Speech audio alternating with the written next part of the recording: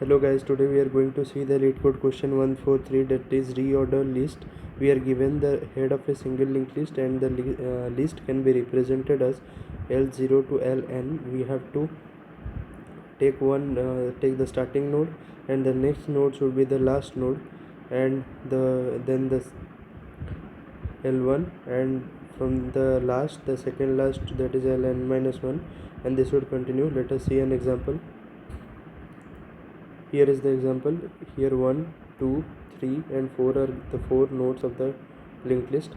First 1 should be present, then after 1 4 should be connected, then after 4 then 2 should be connected, then after 2 2 and 3 should be connected.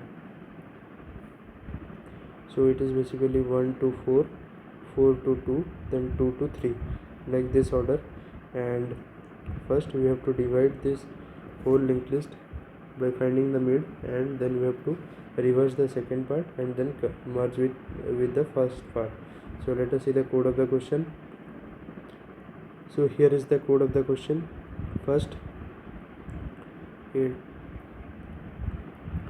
slow is taken, slow pointer which would point to the head, and the first would point to the next to the head, and till the first becomes null, and we have to increase first to first dot next, and if further we have to check another time if first not equal to null, that is we have to increment first 2 times and slow single time, such that slow would reach at the middle of the linked list.